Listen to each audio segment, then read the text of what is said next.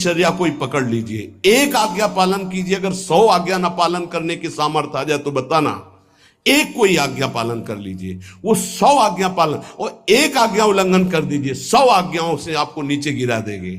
एक दिनचर्या पालन कर लीजिए, आप अपने मन को आज्ञा पर लगा दीजिए, एक दिनचर्या पालन कर लीजिए। कौन सी दिनचर्या ऐसी कठिन है जो आप पालन नहीं कर सकते?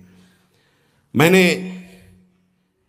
एक यूरोप का आदमी था, वो बहुत अमीर था।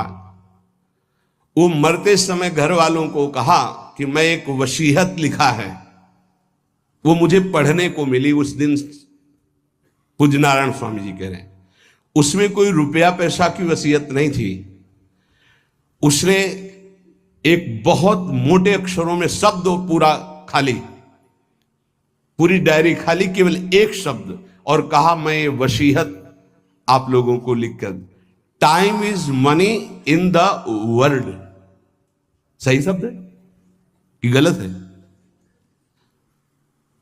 वो वर्ड होगा, हाँ, क्योंकि ज्यादा पढ़े लिखे।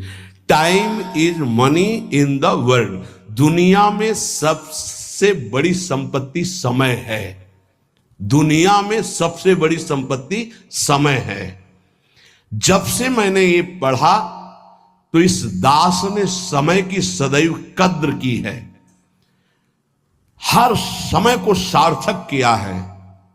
या निरर्थक करने में समय की सार्थकता समझ रहे हैं। निरर्थक सोना, निरर्थक बातें करना, बिना भजन के जो सेकंड गया व्यर्थ गया। बहुत सुंदर बात है, जिसने समय की कीमत पहचान ली वो सबसे बड़ा संपत्तिवान। Time is money in the world, संसार में समय ही सबसे बड़ी संपत्ति है। समय की सदुपयोग वृत्ति, राधा राधा राधा राधा, इसको पाबंदी में बांधिए, तुम्हारा लोक परलोक दोनों सुधर जाएगा। समय को एक, इस समय ये, इस समय ये, इस समय ये, इस समय ये। परसों जब इसी का सत्संग हुआ था तो ये हुआ था कि यदि आपने किसी को 5 बजे का समय दिया तो 5 मिनट पहले पहुंच जाइए। ये साधक का लक्षण होता है। अगर 3:30 बजे से वाणी पाठ होता है तो आपको यहां 3 सवा 3 बजे ही उपस्थित हो जाना चाहिए। आप सर्वांतर्यामी भगवान के द्वारा दिया हुआ दिव्य मानव देह और दिव्य सत्संग और इसको दिव्य बनाने का अवसर खो मत। नहीं, ये सोने के लिए नहीं, ये व्यर्थ के लिए नहीं, ये मुंह दिखी करने के लिए नहीं है, ये अंता से पालन करने के लिए है। जब से मैंने ये शब्द पढ़ा था, time is money in the world, तो अपने जीवन में कभी 1 मिनट भी व्यर्थ नहीं खोने दिया, 1 मिनट भी। देखो, यही लगन नींद पर विजय प्राप्त करवाती है। यही लगन कि मुझे समय बर्बाद नहीं करना, जितना अधिक से अधिक भजन। पता नहीं आज शाम हो कि ना हो, हम क्यों अपने इस दिव्य समय को नष्ट करें? पर लोग समय कटता नहीं है, इसलिए टेलीविजन और कई कई प्रकार की बहिर्मुख वृत्तियों को स्वीकार करते हैं कि समय काटना है। बोले समय नहीं कटता। और सही पूछो तो भगवान से मनाया जाता है कि नींद ना आवे, कभी ये रात्रि ना हो, इसके लिए कि मैं रात्रि हो गई तो 10 घंटे 8 घंटे सो रहा हूं। नहीं, रात दिन भजन, जाना है यहां से। पता नहीं आप लोगों के दिमाग में है कि नहीं है, हर समय बात है कि जाना है। कोई भी मिनट आखिरी हो सकता है, बिल्कुल चलो, जाना है। फिर किस बात के लिए उदास हो जाना, निराश हो जाना? क्योंकि ये पक्का पता मुझे जाना है। कहां जाना है? लाडली जी के पास जाना है, जिनके लिए तरस रहे हैं उनके पास जाना है। तो उसमें कोई भय है क्या कि जाना? जिनके लिए हम तरस रहे, तड़प रहे, उनके पास जाना है। जहां अनंत जन्मों से बिछुड़े वहां जाना है। कोई आश्चर्य की बात है, कोई दुख की बात है, कोई घटना की बात है, और जाने का ये बुलावा है। एक माई है, भयंकर कैंसर से पीड़ित है, मुस्कुराहट के सिवा कभी हमने उसके मुख में उदासी नहीं देखी। जब प्रणाम करके बाद, बहुत कृपा है लाडली जी की, बहुत कृपा है गुरु जी की। यह जीवन है। आपके अंदर अगर थोड़ी देर सोचो कि कैंसर की रिपोर्ट आ गई, अब कैसा लगेगा? कैसा लगेगा? भाई भगवान ने हमें क्या दिया है? थोड़ी देर आंख बंद करके सोचो, यदि तुम्हारी आंखें ज्योति रहित हो जाए तो कैसा लगेगा? घबराहट पैदा हो जाएगी। आप देखो, अभी आंख बंद करो, सोचो अगर ये सदा सदा के लिए ऐसी हो गई तो भगवान ने कितनी कृपा दी। तुम सुन सकते हो, बोल सकते हो, देख सकते हो, सूंघ सकते हो, चल सकते हो, अभी स्वस्थ हो। समय की कदर करो, नहीं ये समय निकला चला जा रहा है, ये वापस नहीं आने वाला। और स्थिति ऐसी बना लो कि हर स्थिति में तुम्हारा मंजीरा बजने से रुके ना। पक्का जब भीषण कष्ट की स्थिति थी तब भी कहते थे व्हील चेयर में बैठा लो, हमारा नियम है इस समय बाहर निकलकर 4 चक्कर लगाना, आप लगाओ चक्कर। नहीं ऐसे नहीं बैठा लिया, हमारा नियम, और जो नियम है उठाओ हमको, टांग के ले चलो, हमारा शरीर का संस्कार करो, वैसा चलो टाइम बाय टाइम। ये क्यों हुआ? बचपन से इसका अभ्यास और भगवदाश्रय। इसलिए सबसे प्रार्थना करते हैं, ये किसी एक के लिए नहीं है। व्याधि मंदिरम शरीरम व्याधि मंदिरम, कौन सा देवता प्रकट हो जाए? किडनी फेल कर, कितने प्रकार के रोग हैं भैया। और एक बार जहां रिपोर्ट आई कैंसर, खत्म खेल, भजन साधन सब खत्म, चेहरे का रंग बदल, दिल बोले ब्लॉक हो गए दोनों नसें। अब वो परेशान है, अरे ब्लॉक नहीं, फेल हो जा पास हो जा, इसमें क्या जान। राधा राधा हर समय तैयार है। जैसे आर्मी का जवान तैयार रहता है बॉर्डर पे कि कहीं से भी गोली आ सकती है, ऐसे बिल्कुल तैयार रहो, पक्का तैयार रहो। बार बार कह रहे हैं सावधान, समय की कीमत को पहचानो, हर श्वास में राधा राधा। एक हित धाम में आए थे, बोले अब बस वृंदावन आ रहा हूं, तो अचानक श्री जी की कृपा से दृष्टि में हमका, आप जाइएगा मत, अब यहीं रहिएगा। बोले नहीं अभी कुछ बेचने को रह गया, बेच करके बस फटाक से आया। उनका पता नहीं भगवान की क्या लीला है, राधे हमारा मन कह रहा मत जाइए। बोल नहीं महाराज, अभी जब कई महीना नहीं आए तो परिचय के जो आते थे पूछा, तो उन्होंने बताया उनका एक्सीडेंट हो गया, कई जगह से उनके अंग टूट चुके हैं वैसे। फिर जब आए थे तो एम्बुलेंस में आए थे कई महीने बाद, तो रो रहे थे। हमका भगवान प्रारब्ध टालना चाहते थे पर प्रारब्ध प्रबल हो गया, आप आज्ञा पर महत्व नहीं दिए, और वो ऐसी परिस्थिति अब कभी नहीं आ सकते।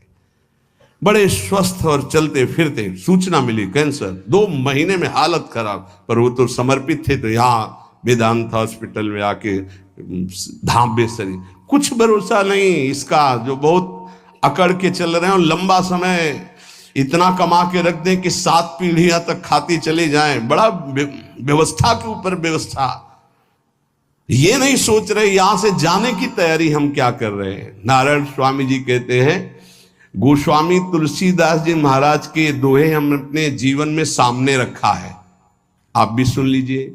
सत्य वचन आधीनता परतीय मातु समान, इतने में हरि ना मिले तो तुलसीदास जवान। मैं इस बात की गारंटी लेता हूं कि यदि आप वाणी से सत्य बोलेंगे और भगवान की अधीनता और पराई माता बहनों के मात्र दृष्टि से, तो तुम्हें भगवान मिल जाएंगे पक्का। इतने में ना मिले तो इसकी जमानत मैं लेता हूं, गारंटी मैं लेता हूं, निश्चित भगवान मिलेंगे। मैंने बहुत इस दोहे को सामने रखा है, सत्य वचन और भगवान की आधीनता और परती मात समान, इतने में हरि ना मिले तो तुलसीदास जमान। आधीनता का साधन एकमात्र भगवान का दृढ़ भरोसा। जब मैं गोमती नदी के किनारे भजन किया, नारायण की आज्ञा से, अलग अलग आज्ञा होती जाती थी भगवान की, तो वहां से चाहे वो हिंदू हो, चाहे वो मुसलमान हो, चाहे ईसाई हो, कोई भी निकले, हमको सबको नारायण दिखाई दे, सब में नारायण दिखाई देते थे। सबकी चरण रज माथे पे लगाता, सबकी चरण रज माथे पे लगा। अगर कोई इस साधन को कर ले तो बहुत जल्दी देहाभिमान गलित हो जाए। पूज्य राधा बाबा जी ने भी वर्णन किया कि मुझे और किसी से द्वेष नहीं था, अंग्रेजों से द्वेष था, क्योंकि इन्होंने जब हमारे देश पर अधिकार किया तो बहुत अत्याचार किया। उसमें पूज्य बाबा भी देश स्वतंत्रता के उसमें जेल में गए थे, तो उन्होंने देखा था कैसे भारतवासियों के साथ बर्ताव होता है। बूटों में कीलें गड़ी हुई थी, बाबा के जीवन चरित्र में पढ़ा तो जो उनके सामने सर न झुकाता गिरा के छाती की पसुरियों पर ऐसे कूदते और बड़ी बुरी दशा से उसको मारते थे। बाबा का भी, बाबा ने जब पीछे से आ रहा था अधिकारी तो बाबा ने सर नहीं झुकाया कि चाहे मार डाले मैं इसके विदेशी के आगे सर नहीं झुकाऊंगा। तो बस पीछे वाले ने कहा झुका दो, उन्होंने कहा नहीं कटवा सकता हूं, झुका नहीं सकता। राधा बाबा बड़े जिद्दी स्वभाव के थे। इतने में जो ही नंबर बाबा का आया वो सामने आने वाला था तो ऑफिस में कुछ ऐसा बड़ाम से हुआ, क्या हुआ भगा। तो उस दिन फिर दूसरे दिन ट्रांसफर हो गया दूसरी जेल। तो बाबा को बहुत घृणा थी, गोरा देखते ही अंदर से उनको जलन पैदा हो जाती कि हमारे हिंदुस्तानियों पर इतना अत्याचार करने वाले ये। अंदर से आया कि भगवान की प्राप्ति करनी तो अजात शत्रुता आनी चाहिए, ये ठीक नहीं। तो गंगा के किनारे घाट पे बैठ जाते और जब कोई जैसे अंग्रेज निकलता तो चरण धूलि माथे पे लगाते, वो कोई पैसा चढ़ा देता तो छोड़ के चल देते। तो एक दिन जब भगवान ने देखा कि अंग्रेजों के प्रति घृणा खत्म हो गई तो एक अंग्रेज आया और बाबा की जो भद्र करवाई हुई सर थूक दिया उनका। तो उनका गोरे ठाकुर अब ईर्ष्या आपसे या द्वेष आपसे या घृणा नफरत नहीं हो सकती, आप ही हो। बस अंदर से वृत्ति गायब हो गई और हुआ काम हो गया, अब मुझे इसकी जरूरत नहीं। तो यहां एक कह रहे कि दास ये कहता है कि यदि सबके प्रति, देखो महापुरुषों के वचन है, यहां अगर परम पद में आरूढ़ होना है, भगवत प्राप्ति करनी है तो सर्वान वस्तुतया निरीक्ष परम स्वाराध्य बुद्धिर्मम। बहुत कठिन बात है। नारायण नारायण। एक बार दास से कोई बिगड़ा तो दास ने सर झुका दिया और कहा पादुका उतारो और इस पर प्रहार करो। फिर भी हे नाथ आपसे द्वेष नहीं हो सकता। कैसे कोई इन महापुरुषों को समझे। पैर का जूता निकालो और सिर को खूब पीटो, ये सिर भी आपका है, नाथ आप ही हो। ये स्थिति है, ये स्थिति है, नाथ आप ही हो। आज तक परिस्त्री को आंख उठाकर कभी काम भाव से नहीं देखा। क्या महापुरुषों ने करुणा करी कि अपनी स्थिति बताई। जब कभी मन ने साधन काल में आकर्षण किया तो हमने ऑपरेशन करके दिखाया मन को कि क्या है। चमड़े से ढका हुआ शरीर, मांस, हड्डियां, मूत्र द्वार, मल भरा हुआ उदर में, फौरन मन भागा और नारायण की शरण में गया। ये क्यों लिख रहे हैं? साधकों के लिए। कभी कोई पाप कर्म, नारायण तब अज पा जा। आपसे प्रार्थना है जब आपका मन ऐसे करे तो ऑपरेशन करके मन को दिखाए कि कुछ नहीं है, व्यर्थ में क्यों समय नष्ट करोगे, क्यों हृदय मलिन करोगे। जो नियम तुम स्वयं स्वीकार किए हो या गुरुदेव ने दिए हो उसे कभी भी किसी भी स्थिति में नहीं छोड़ना चाहिए। चाहे सुखद परिस्थिति हो चाहे दुखद परिस्थिति हो, आप उपस्थित हैं उस समय। चाहे वो भजन का हो, चाहे वो सेवा का हो, चाहे वो व्यवहार का हो, आप ध्यान दीजिए, आपको परमार्थिक बहुत लाभ होगा यदि आप ऐसा करेंगे।